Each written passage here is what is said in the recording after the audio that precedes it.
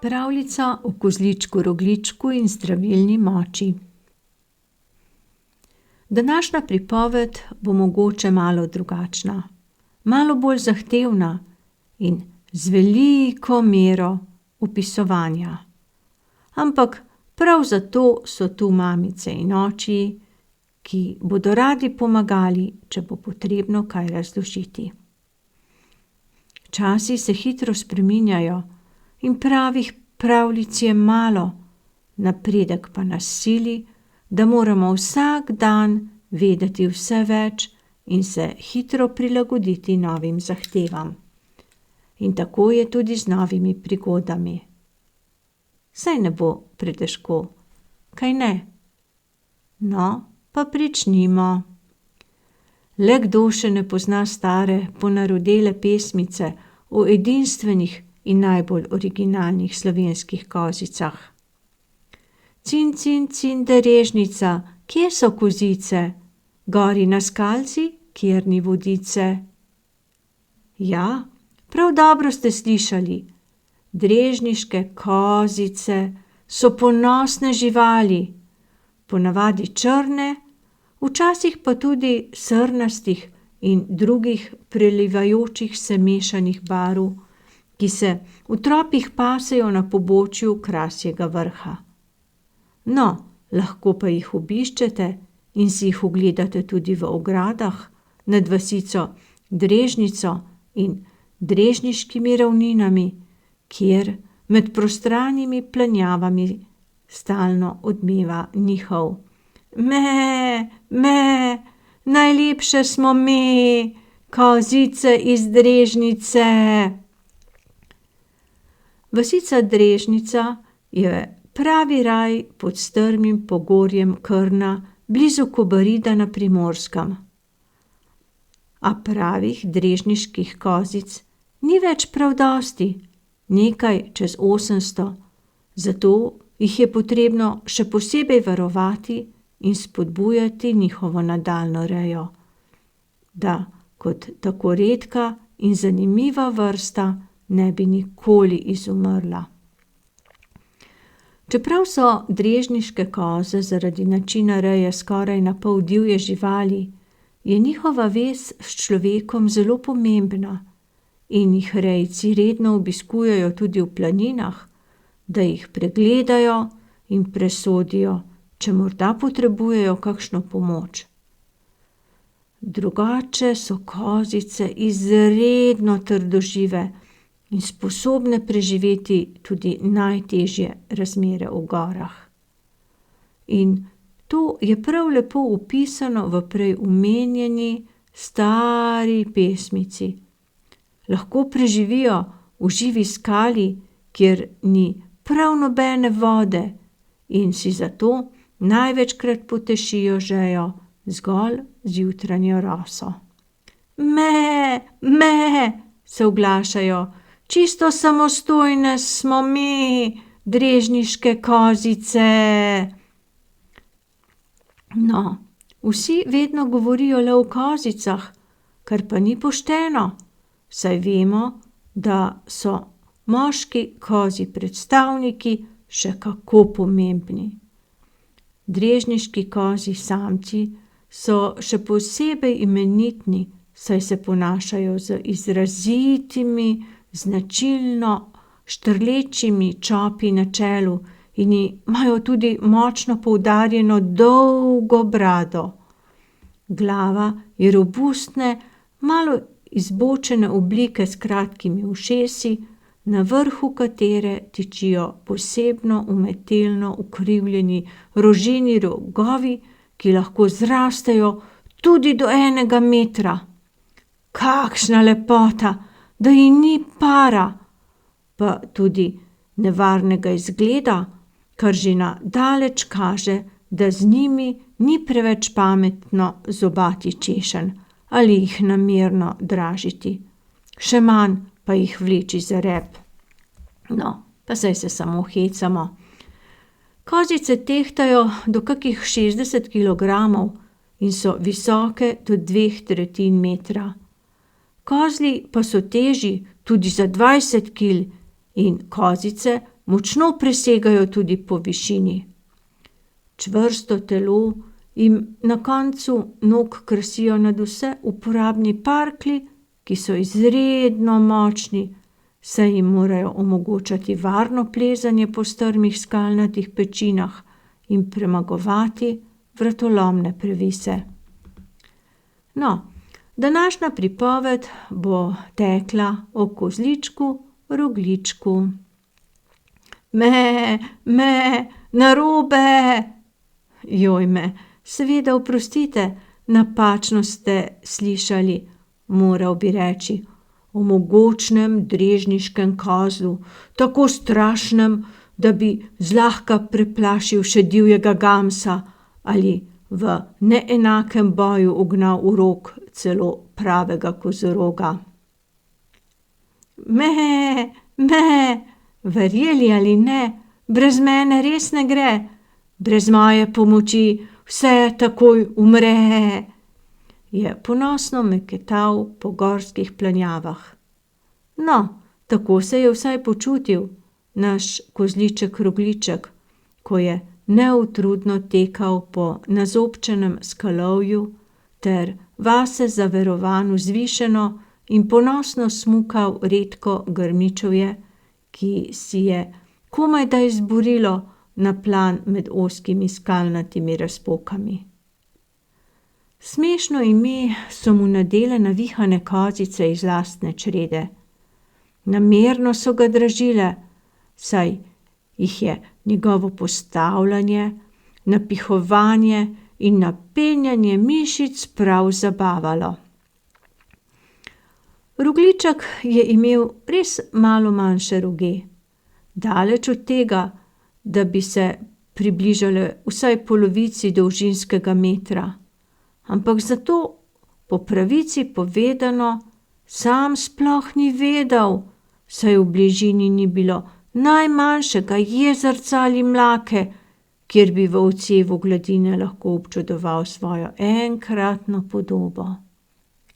Vedel pa je, da je barva njegove dlake po nogah in po prsih res nekaj posebnega. Bil je drugačen od ostalih, a dovolj samozavesten in močan, da se ni pustil zasmehovati prav nikomur. Bil je pač vase zavarovan mlad samček, ki se je ravno začel bojazljivo spogledovati z očarljivimi vrstnicami.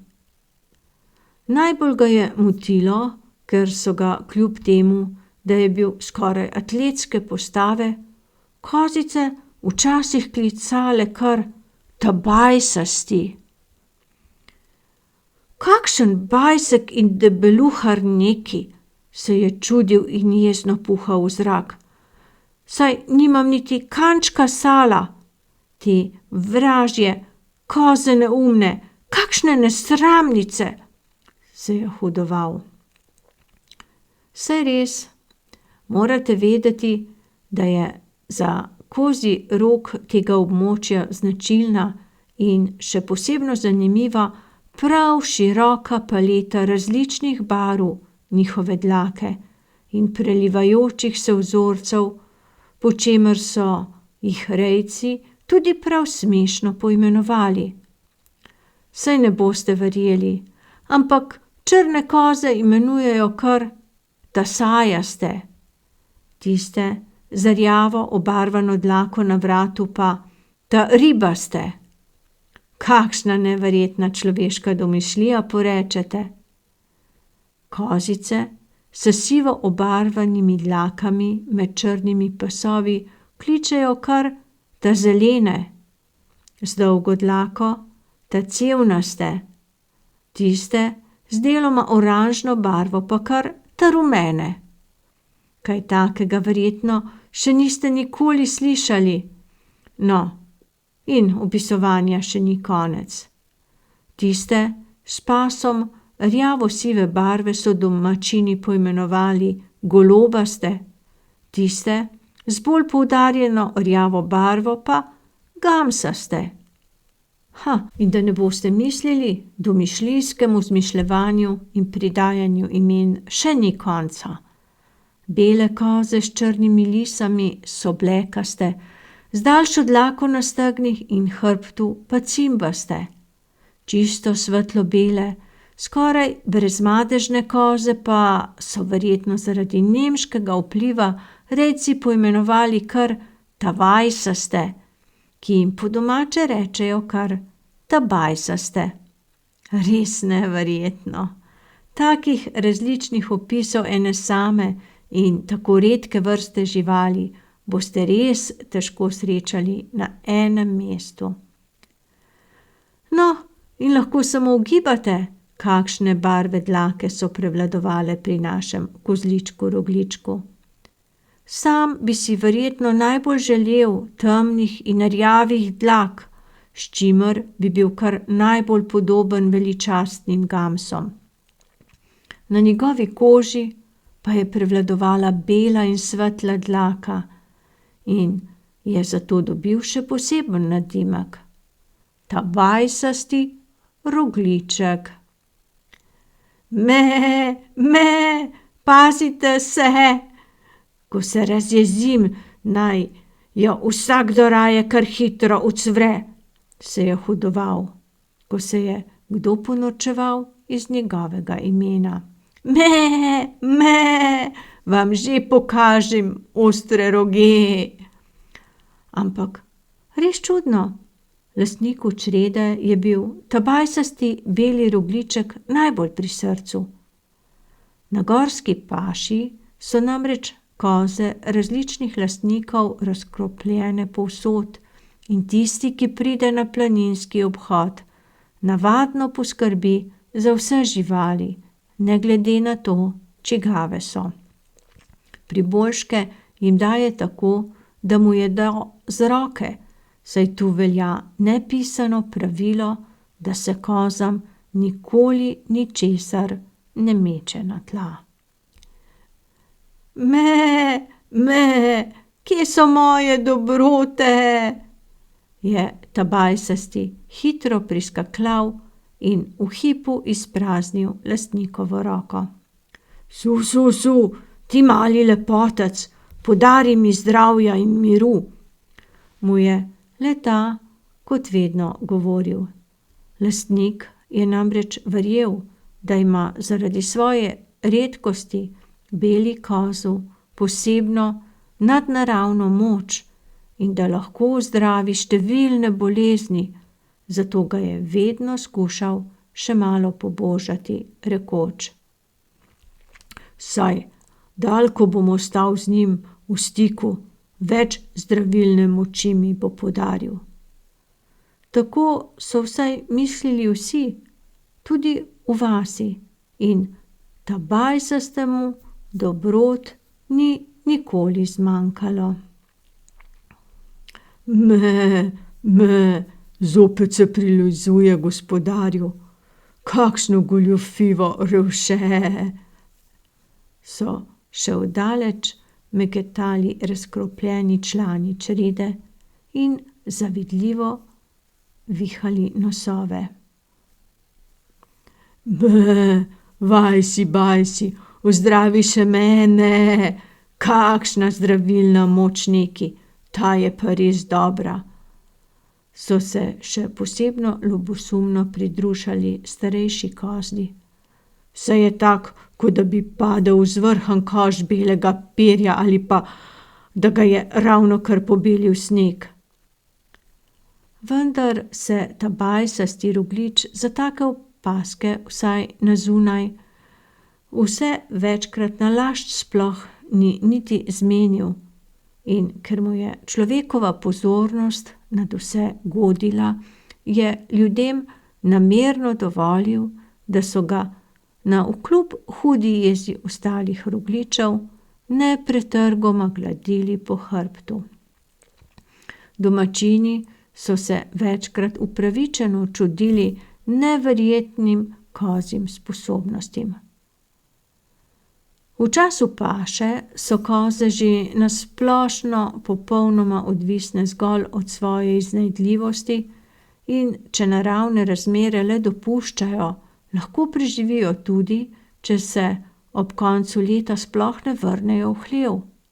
Pa če je še tako hud mraz in se včasih do vratu pogrezajo v sneg. Me, res čudodelne smo mi, so bahavo meketale z vrhov, saj si celo ob pojavu kakšne bolezni baje pogosto kar same pomagajo z ustreznimi zelišči in se prav hitro pozdravijo. Beli kozel pa je pri lastniku in številnih vaščanih veljal še za posebej nenadkriljivega. Kar čutim, kako mi kri zaplapola po žilah, je veselo vriskal gospodar, ko se je vračal v dolino.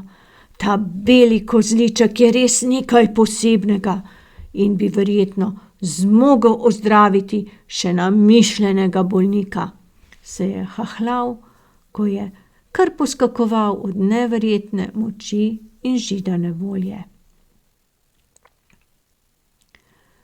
Topli poletni dnevi so se počasi iztekali. Pozno jeseni in na začetku zime se navadno vsa čreda spusti nižje v dolino. Nad Drežnico se takrat še vedno bohotijo prelepi sončni bregovi, ki so bili nekoč res prostrani pašniki in senožeti, a kljub temu še danes dajejo vtis pomirjujoče topline. Tam pozimi manjkrat sneži, koze laže najdejo zavetje in lahko z malo truda še dolgo objedajo gosto razpredeno grmičevje. Tu so tudi hlevi, kamor se v hladnih zimskih mesecih lahko zateče čreda. Me, so se pridušale kozice, lakota je huda stvar, saj brez hrane vsakdo umre. Takrat lačne živali lastnik prav vsak dan hrani s suhim senom. No, vseeno boljše kot nič, bi verjetno pomodrovale. Številne mlade koze, ki so dolgo pašno sezono proste in čisto same ter imajo za gibanje na voljo prostrane površine, so manj vajene človeka, zato jih morajo rejci proti koncu leta, kot kakšni primorski kavboji, poloviti in jih privezane na vrv eno po eno skoraj na silo privesti v hlev. V svojo bližino jih privabijo tako, da jih kličejo in nagovarjajo na poseben način, toda pri mladih kozah so zaradi njihove divje narave prej ko ne neuspešni. Me, kavboji, pa kaj še? Pri nas bitke tudi kozji boji zgubijo, večkrat kot ne, so se hihitale. Ta bajsasti rogljiček je vedno rad dokazoval, da je nekaj posebnega in da je vedno zdrav kot dren. Od vseh se je vzpenjal najbolj visoko in pogumno meketal nad najvišjimi prepadi. Me, poglejte le, kako iz mene življenje vre. Seveda ga je iz varne razdalje večkrat skrivoma opazovala tudi kaka mlada kozica in se mu dobrikala. Me, rogljiček, ti si res en poseben kozliček, me. Ja, in priznati je treba. Navkljub slabemu mišljenju številnih ljubosumnežev je v pogledu na rogljičkov sijoči beli stas v meketajočih izdihljajih zatrepetalo marsikatero vroče kozje srce. Dnevi so postajali vse krajši in večeri vse bolj hladni in počasi so lastniki vso čredo privedli v dolino. Ta bajsasti, se je dvignil tako visoko v skalovje, da gospodarja ni ne videl, ne slišal. Ta ga je večkrat neumorno iskal in vabil. Su, kje si, beli kozliček, pridi, greva domov. A brez uspeha. Nekega večera je začelo mesti drobne snežinke in Rogličku ni preostalo drugega, kot da se je ves trepetajoč stisnil pod skalnati previs in se poskušal vsaj malo ogreti. Severni veter je utišal vse zvoke iz doline, a zdajci se mu je zazdelo, da je v bližini zaslišal komaj zaznavno meketanje. Začuden se je nemudoma odpravil po zmrznjenem pobočju in se v temi skoraj zaletel v nenavadne lesene jasli. Za ogrado je nemočno hropla čisto prezebla črna kozica ter vsake toliko časa zadnjimi močmi zameketala. Me, kako me zebe. Ta sajasta, zdrži, ne vdaj se, jo je bodril Rogliček ter z zadnjimi parklji začel tolči po najšibkejši lati v ograji, ki je na srečo kmalu popustila. Z velikim naporom se je prerinil skozi ozko odprtino ter se previdno stisnil k že skoraj na pol pomrznjeni kozici. Če imam res zdravilno moč, prosim, naj jo objame in ogreje moja toplota, da bo preživela in videla jutrišnji dan, je proseče zavzdihnil. A sneg je naletaval še gosteje in ju pričel neusmiljeno zasipati in prekrivati z velikimi hladnimi krpami. Zdelo se je, da ima ni rešitve. Saj, le kdo neki bi v takem vremenu lazil naokoli, in pred njima je bila še dolga in verjetno bolj hladna noč. Ob prebujajočem se jutru so prvi sončni žarki sredi zasneženih, razbitih jasli obsijali nepremično belo kepo. Sledi so bile čisto zabrisane in pokrite z novo zapadlim snegom. Vse povsod se je razprostirala le bela, širna planjava. Joj, le kje sta uboga kozica in kozliček, boste vsi takoj strahoma vprašali in verjetno v en glas žalostno zavzdihnili. A glej ga zlomka, zdajci so iz snežne beline najprej pokukali črni rogli, potem pa še bela kozja glava.